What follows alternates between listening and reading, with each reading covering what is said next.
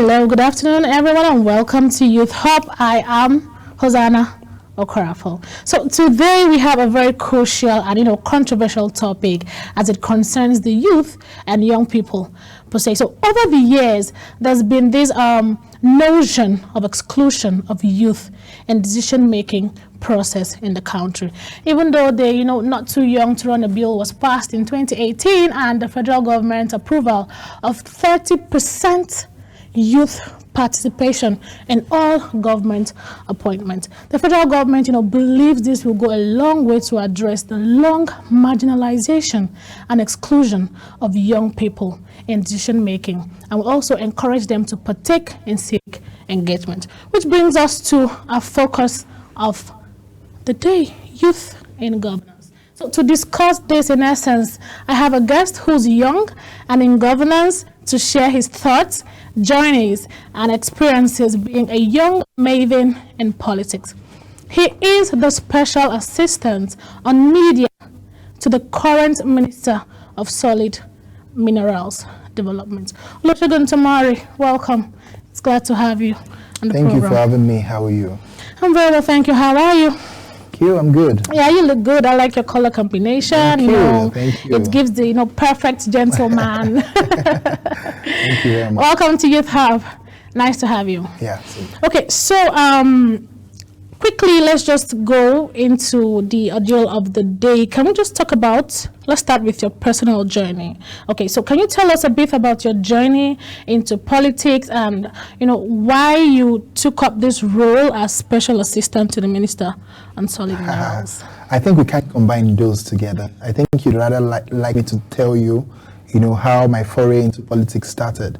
Then after that, I can now delve into... Exactly, that's like your journey. Yes, how did you get into all of that? So basically, I joined politics after my youth service. Wow. Yeah, in 2010.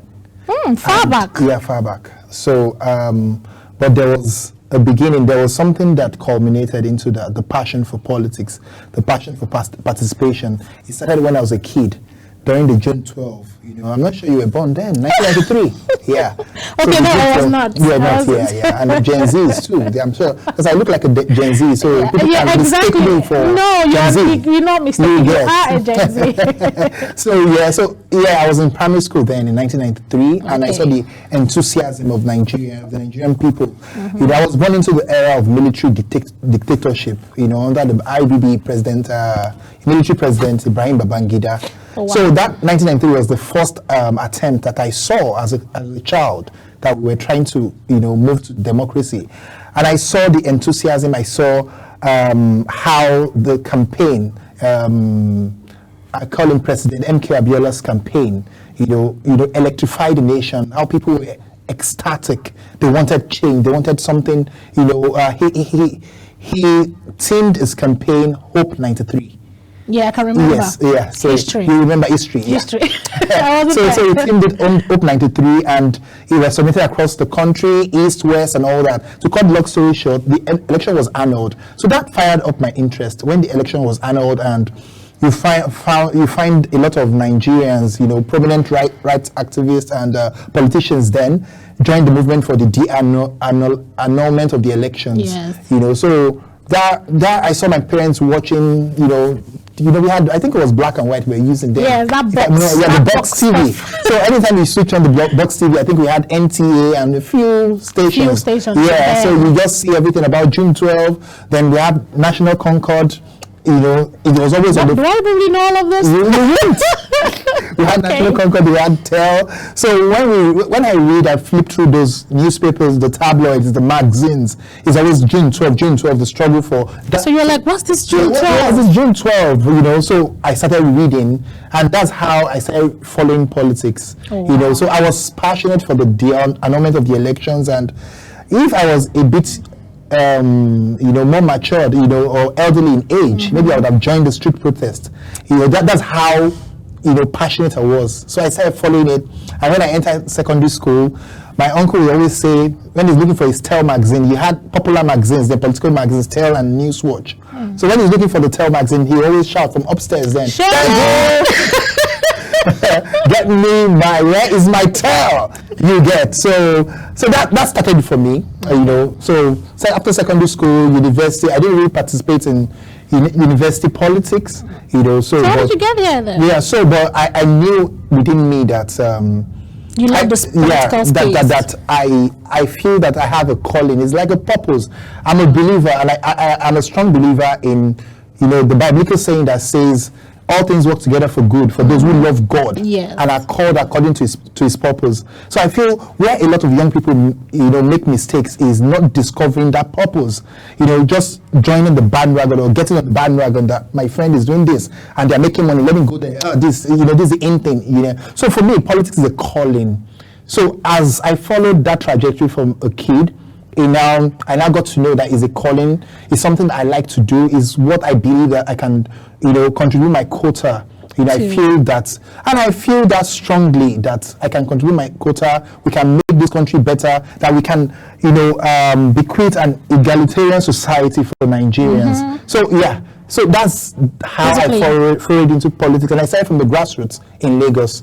So when I joined from the ward. After my NYC, when I was working in the private sector, I was going to ward meetings, doing that. But I just felt like this is not it for me. That local politics is not it for me. There was still this drive. Yeah, the drive. I can do better. You get it. Because then when you go there, all they discuss about is they want to share rice, they want to do this, they want 500, they want 1,000. I'm like, no, I'm a graduate, I'm learned, I should operate at a higher pedestal. So I tried to look for youth groups, elite youth groups, advocacy groups advocacy groups within the party that you had like minds like me, educated, bright minds, So I stumbled on All Progressive Youth Forum. So I joined there. I joined that forum, and from there I started participating, got opportunities. Before you know it, I participated in the campaigns in 2014, 2015 that brought President Muhammadu Buhari into power. I was actually the secretary of the campaign, in my local government. I was also a central mobilizer for the constituency. Before then, I had contested for councillorship. Yeah. Wow. Between 2012 and 2013, thereabout, yes. I joined politics in 2010. Really? So there was supposed to be a local government election in 2014. So I threw my hat into the ring, met my party leaders, and I didn't just meet in the ward. I met in the local government, and I got consensus. I was able to get massive support, but the elections were postponed. So when the elections were postponed, the national elections came into play, and I played an active role. That's how I abandoned local politics. Okay. So I was now opportune after the elections when we won to work with a member of the House of Reps. That was the beginning of my sojourn to Abuja. So I was in the National Assembly from 2015 to 2019. Wow. Yes. You've come a long way. Yes. So and from really there, loved this involvement. Exactly. From there, I worked. From there, I worked with. I did several consultancy. Job with Empower. Then I worked with the former minister of Youth and Sports Development. Then before this, my present role. So I think that's just a brief overview of this journey so far. Yes. Okay, so that's really wonderful. Something you said that you knew your purpose. You knew that this is where I belong. This is where I can flourish. To some young people, when you don't have a direction, everywhere feels like. Absolutely. If you don't know you're going to Lagos, you would join someone who's going to Asaba. Absolutely. Going to Ore. But once you know, I'm going to Lagos, you know how to, make your movements and how to get there, your shortcuts, your short routes and all of that. So quickly, let's come down to your responsibilities in your current role. How do they impact the youth in Nigeria? Wow. When you say impact the youth, I'm in the Ministry of Solid Minerals Development, and what we're trying to do is to elevate that sector to make it a major contributor to our economy. The renewable agenda, entails diversification of the economy. Yeah. So, and solid minerals is supposed to play, is primed to play a pivotal role in that. So our job basically is reform and reposition that sector. Yes. So when you say youth, I was skeptical to answer you because mining sector is like a capital intensive sector. is just similar to oil. That's not to say you can't have artisanal miners, you get what I'm saying. So, but our job is not only for youth, it's for the whole Nigeria. How do we create an efficient governance structure for a sector that has been opaque over the years, not over the years, several decades. Because since we discovered oil, our focus has always been on oil, and then we have monocultural economy. So now we are putting in place structures to sanitizing the sector, trying to give an efficient governance structure for the sector. For instance, based on the 7-point agenda of the minister, I don't know whether you are aware that we have a specialized police force for the mining sector now called the mining marshals. Yeah. So they are doing effectively well across the country. As we speak now, we have 2,570 mining marshals, spread across the 36 states and of the Federation and the FCT. So their job is to nip in the bud the nefarious activities of illegal miners. We have different categories of illegal miners. We have some miners that, that some people that are illegally mining, authorized mining sites for other people. You have totally illegal miners. You have, those that, so it's just a lot. It's just a lot. And so we've started, at the last count, I know we are inching close to over 140 arrests across the country.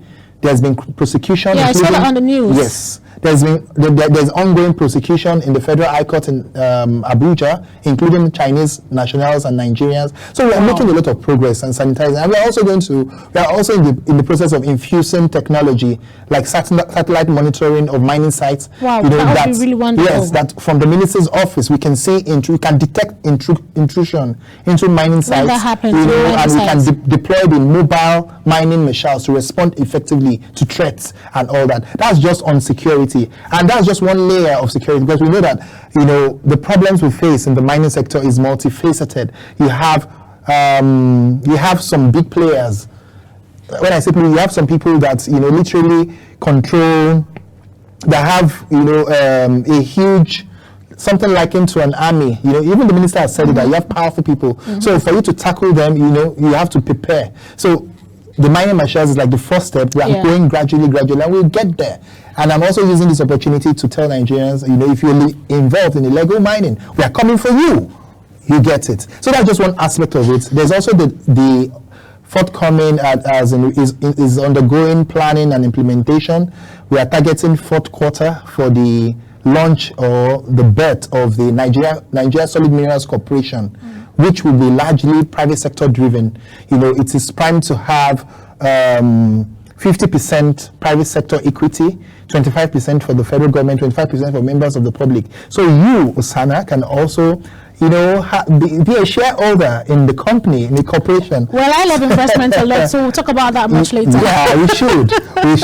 So we are trying to do that corporation in a way that we win it off government interference. Yes. Even after this administration, we want it to stand. We want it to be institutionalized, to give that sector the structure, the regulation it needs, and the strength, the strength and all that. So aside from that, we also have the decision support system, which is very innovative. It's an online platform that was launched some weeks ago, in which from anywhere in the world you can access information about Nigeria's solid mineral sector.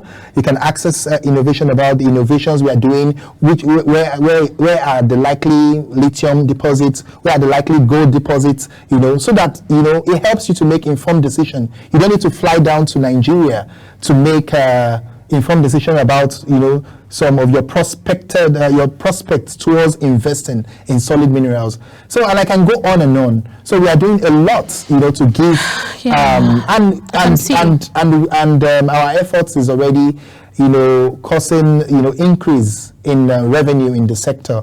Non-oil revenue, solid minerals is already leading the way. And then aside from that, we have artisanal miners. Those are the small miners that, they don't need heavy equipment. They are everywhere. You have a preponderance of them across the country. So when the minister assumed office, he gave an ultimatum that artisanal miners, they are also like illegal miners, where artisanal miners, they just pick. There are some parts of Nigeria that you can literally just use maybe a shovel or to just implement to pick the minerals. Yeah. So he gave an ultimatum that they should form themselves into cooperatives to formalize them. When they formalize them, they can get access to credit. Government can monitor their activities, and we can also get our royalties and taxes from them. Do you understand? So that's also that's like a non-kinetic approach in sanitizing the sector.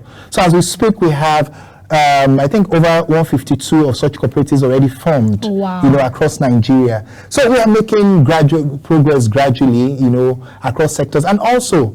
Because I'm sure you still want to ask me one or two questions. Yeah. So also recently, we also revoked licenses. We have revoked licenses twice. The last one was, we revoked, I think, 924 dormant licenses. What that means is you acquire licenses, you don't develop, you don't do anything on it, you just acquire it like more like for speculation. You get. So we revoked that, the minister revoked that. Before then, we revoked over 1,500 licenses, mining licenses that defaulted in payment of annual service fees. So yeah, we are doing a lot, and that's why you see that Nigeria's solid mineral sector is in the eye of the world. We have succeeded. The minister, with the guidance of Mr. President, has succeeded in redirecting, global attention to Nigeria's solid mineral sector in a way unparalleled in our history. Wow, I think I had just learned a whole lot from this explanation. Like, it is so detailed that it's ringing in my head. Like, when I go home, I remember there's parallel, there's what did you call those miners that can just pick it up from the ground? Artisanal miners. Artisanal miners. Okay. All right. Thank you so much for explaining that in detail. So, quickly before we go on a short break, there's a general belief that, youth are not given the opportunity to lead. Is that true in your opinion? Should I answer now or when we come back? Right now, just before we go on the break. Well, it's a two-way thing, yes and no. But I'll throw more light on it maybe when we come back. From the break. Or you want me to speak now? No, go ahead, speak. Okay, so I feel that number one, there is nobody that would leave the space for you, whether elderly, in any industry, whether music, whether movies or everything. Have you heard to say, and I said maybe Jennifer Lopez or Brad Pitt, old actors. Yeah. And because you're a young actor, you are Gen Z, you are brostling, you want to enter the room. Automatically, no, it won't happen. I mean, you need a coach. You need a mentor. Yeah, so I would say what the president used to say. And I quote him, power is not served a la carte, which means that you have to fight for power. A lot of our youth think that, power is going to be thrust on the lap of you because you're youth, because it doesn't work that way. You have to fight for it, and in fighting for it, you have to be consistent. You have to persevere. Yes. That's the part. A lot of people, especially young people, think when you see politicians, all that comes to their money is money. Ghana must go. Yes, money. I say, politician, let me connect me. I want to carry that. No, it doesn't work that way. You have to put in years. This is my 14 years. This is my 14th year in politics. In politics? Yes. Oh, wow. So, and I know what it takes. I know how I started. I know when I started from the local level. I know how, grueling it was, sometimes frustrating. Sometimes a lot of challenges. Yes. You have challenges. You have to now decide, is this what I want to do? If it is what you want to do, you give it all your shot. You give it your best shot. It's as simple as that. Funke Akindele has been in politics for 35 years here. I think she celebrated over 30 years in politics, acting recently. And that's why she's an enigma. Same thing for the band. The band has been in politics, celebrated over 20 years in music. So if you want to do politics, it's a long haul. So yes, there are obstacles, and people say things like, it's a dirty game. The more we have light, it's just like, I give the analogy that you have to, if you have a room that is dark, the more you introduce light into that dark room, that's how light will penetrate. So if we abstain and say, because it's a dirty game, because politics is about murky waters, we don't participate, then we are surrendering the space to mediocres. We are surrendering the space to darkness. We are surrendering the space to misfits, and we will not get it right. So, but the more we show enthusiasm and say, no matter what, we want to join it. No matter those that it's not for everybody. If you discover your purpose and you feel that you're led in that area, join us. Let's make a change together. All right. Thank you so much. That is really, really beautiful. All right. We'll take a short break, and when we come back, we'll just take one more question and wrap up for the session.